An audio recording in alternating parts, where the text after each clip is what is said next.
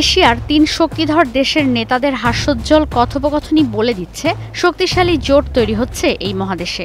বাড়তি শুল্ক চাপানো ও আর্থিক নিষেধাজ্ঞার কারণে রাশিয়া, চীন ও ভারত ত্রিমুখী এই শক্তির পুরোটাই এখন যুক্তরাষ্ট্রের বিপক্ষে। চীনের তিয়ানজিনে সাংহাই কর্পোরেশন অর্গানাইজেশন সম্মেলনের মধ্য দিয়ে মার্কিন বিরোধী এই ৩ দেশের একসঙ্গে পথ চলা আরও দৃশ্যমান।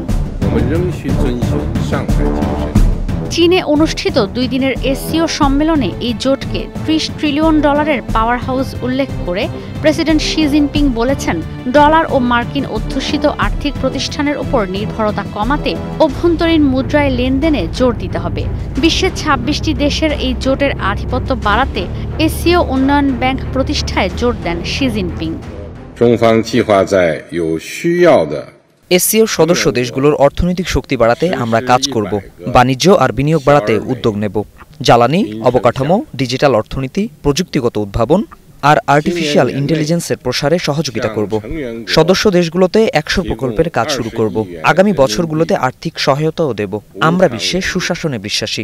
বিশ্ব বাণিজ্য সংস্থায় সীমাবদ্ধ না থেকে আন্তর্জাতিক আর্থিক ব্যবস্থায় বহুমুখীকরণে বিশ্বাসী।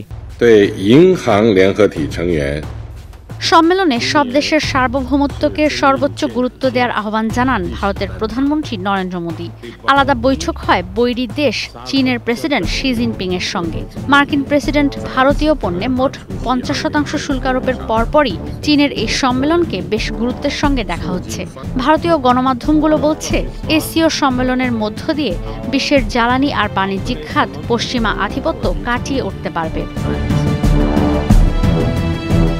এসসিওর নিজস্ব মুদ্রা ও দেশগুলোর মধ্যে স্থানীয় মুদ্রায় লেনদেনের প্রচলন থাকার কথা তুলে ধরেন রুশ প্রেসিডেন্ট ভ্লাদিমির পুতিন। সেই সঙ্গে তিনি ব্রিক্স জোটের গুরুত্বের কথাও বলেন। এ সময় তিনি আন্তর্জাতিক মুদ্রা তহবিল ও বিশ্ব ব্যাংককে সব দেশের জন্য সমান সুযোগ নিশ্চিতের দাবি জানান। পশ্চিমা গণমাধ্যমগুলো বলছে, ট্রাম্পের সঙ্গে শি জিনপিং এর সম্পর্কের বৈরিতা ও ভারতের উপর অতিরিক্ত শুল্কের কারণে একজোট হয়ে যাচ্ছে বিশ্বের দ্বিতীয় ও পঞ্চম বৃহত্তম অর্থনীতির দেশ। অন্যদিকে ইউক্রেন যুদ্ধ নিয়ে অনবরত রাশিয়াকে চাপ দিতে থাকায় তৈরি হচ্ছে ভারত, চীন, রাশিয়ার ত্রিমুখী জোট। এতে এশিয়ার কূটনীতি আর অর্থনীতিতে আসতে পারে নতুন মেরুকরণ, যা সামাল দেয়া কঠিন হতে পারে যুক্তরাষ্ট্রের জন্য। ঈশিতা ব্রহ্ম, স্টার নিউজ।